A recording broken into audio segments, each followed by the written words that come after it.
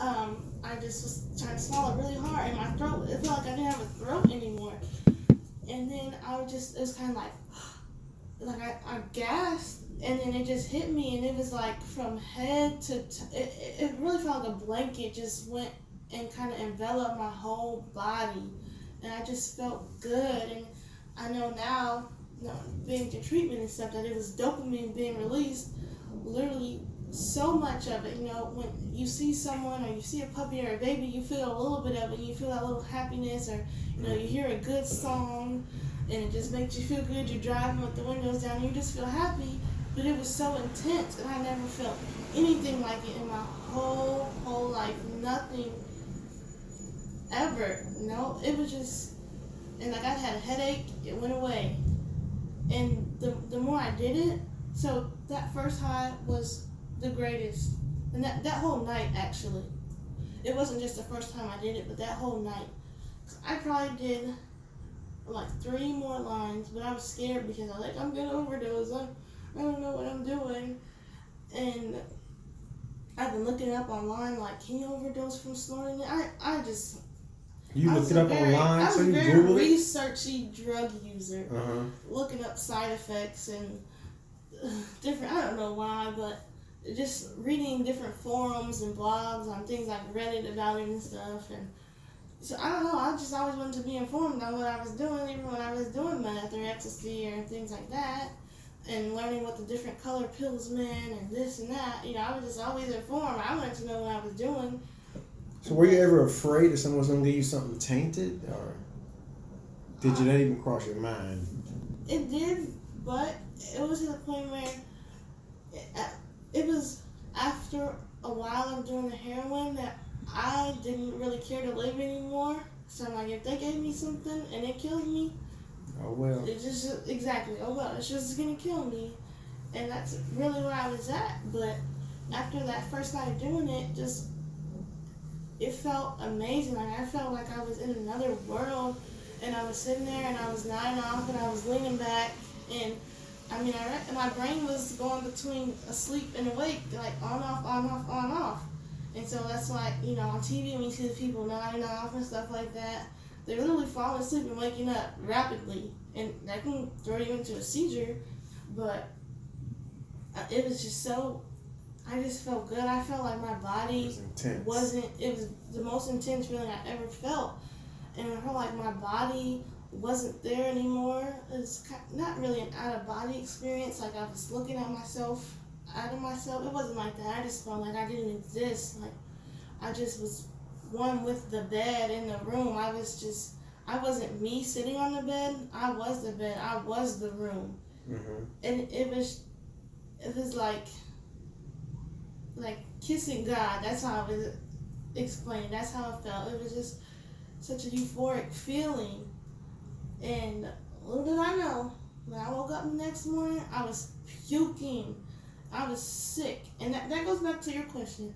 I was sick, and so I called and I was like, what did you give me? I'm throwing up. What is this like? And he was like, just do a little bit more and it'll go away. I was like, oh, okay. And I did a little bit more. And it went away. Instantly. That nausea and the shakes and the quivers.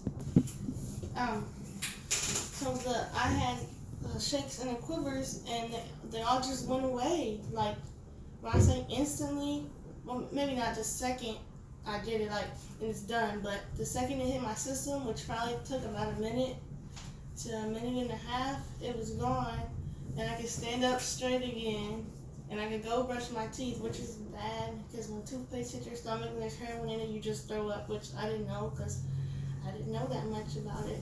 And I know everyone I met in treatment, almost everyone, told me that their first time doing it, someone else shot them up.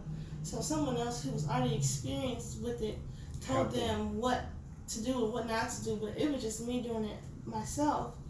And so during the time when I had been doing it, it was like I said, it was euphoric, but the longer I did it, the more I needed it, and I started to notice it took longer to kick in. It wasn't taking a minute anymore. It was taking 5 minutes to kick in, and it wasn't lasting as long. And but the high was getting lesser, but I was getting more sick. So it's like it was a lose-lose because I'm losing the high and I'm getting more sick.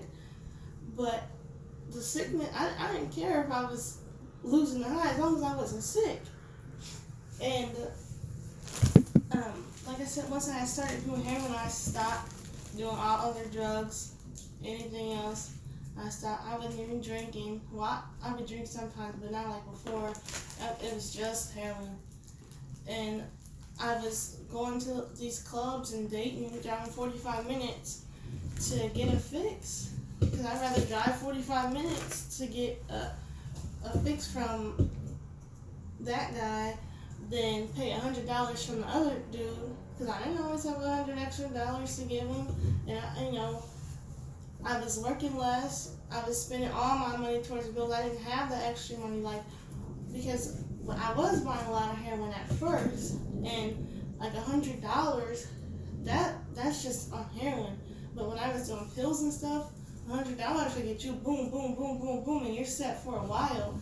But that heroin is lasting you maybe a day or two, and when you're going through it, because like I said, the high is getting shorter and the sickness is increasing, so you're just doing more and more to not be sick. Honestly, right, to not be sick than to be high. Yes, you still get high, but I'm not even doing it for the high. I'm doing it to not be sick.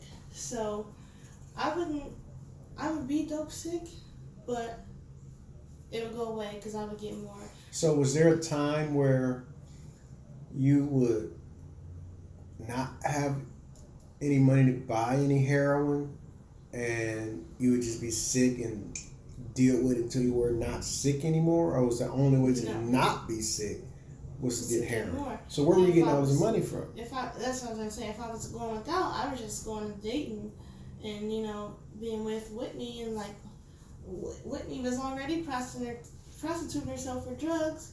So Whitney, can you hook up with this guy for me and I'll pay you back? And I feel a lot of guilt from that because I'm like, well, she's already like a crack whore. She's already doing it, so if she can't help me, she's gonna do it anyway, right? And that's how I would justify myself. Well, she's gonna do it anyways. And then it was kind of turning tables to where the focus was, because Whitney was kind of becoming disgusting, really disgusting, and nobody even wanted to sleep with her because she was down bad. And I was always with Whitney, so the focus was coming towards me.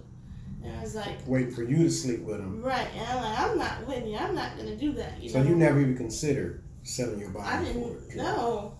Because I'm like, Whitney has STDs.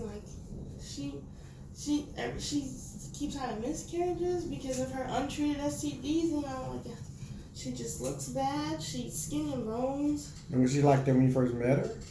She was sick.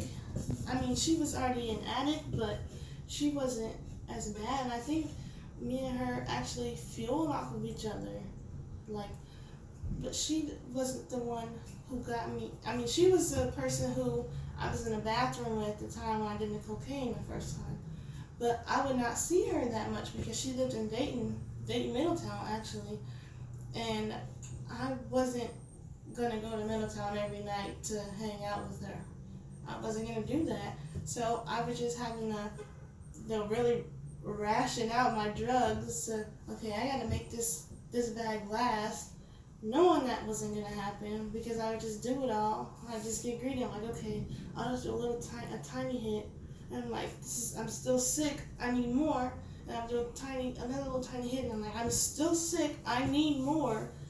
And that's when it was starting to drive me crazy because I needed more. I was at work, going to my client's house in the bathroom, doing drugs in their bathroom just to take the edge off of the day, And I could have seriously hurt. I was working with elderly people. I could have seriously hurt them, but I was being selfish. I wanted to take the edge off. I wanted to stop being sick. I wanted to be able to eat because when you're dope sick, you're not eating. But with that, my dope sickness, maybe a day. I think the longest was 2 days, and it was hard because my body was starting to detox because it didn't have it. But it never went to full detox until, like I told you. You couldn't do it.